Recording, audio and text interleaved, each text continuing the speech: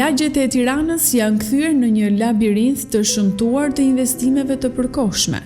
Ndonse qytetarët paguajnë të njëjta taksa në çdo lagje të qytetit, investimet në infrastrukturë nuk janë të njëjta.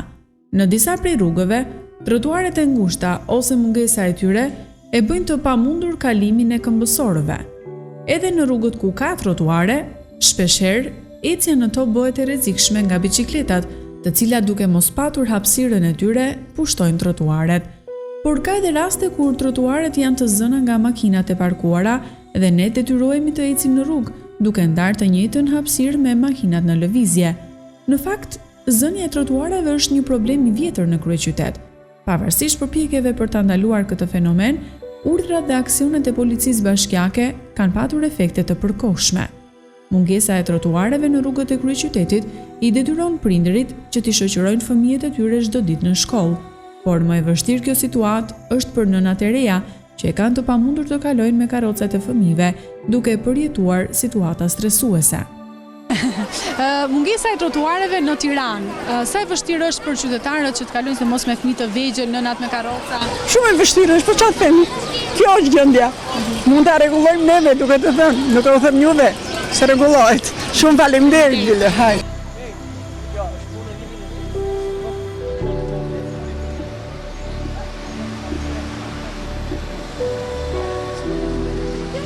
Për mungesën e trotuareve në Tiranë, ju që kaloni me karroca, është e vështirë? Shumë e vështirë është, po s'kemi që të bëjmë. Këto janë kushtet tona, kështu do ecim, derisa t'i bëjnë të mëdhenj.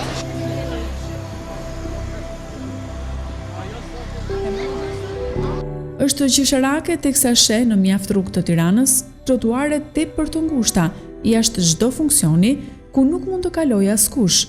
Këto vetëm trotuare nuk mund të quhen.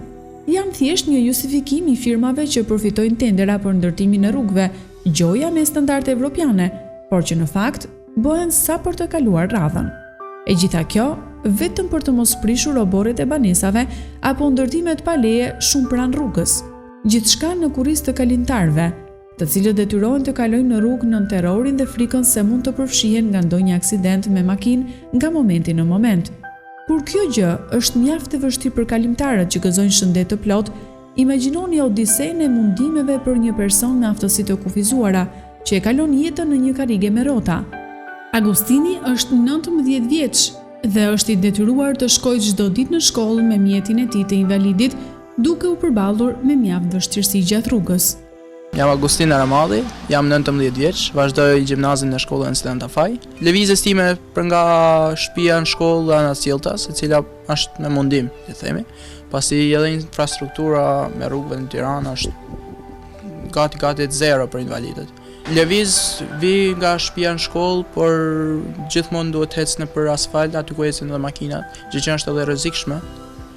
Dhe trotuaret që unë tentoj t'i aksesoj, përderisa aty është rruga normalisht edhe më e mirë, ato janë të bllokuara për arsye se rampet janë normalisht disa herë mungojnë fare, ose ato që janë bërë thjesht sa për formë. Ndërsa disa të tjerë mund të jenë edhe rampet e mira, por janë të bllokuara nga makinat e parkuara që parkojnë pa asnjë farë lloji përgjegjësie.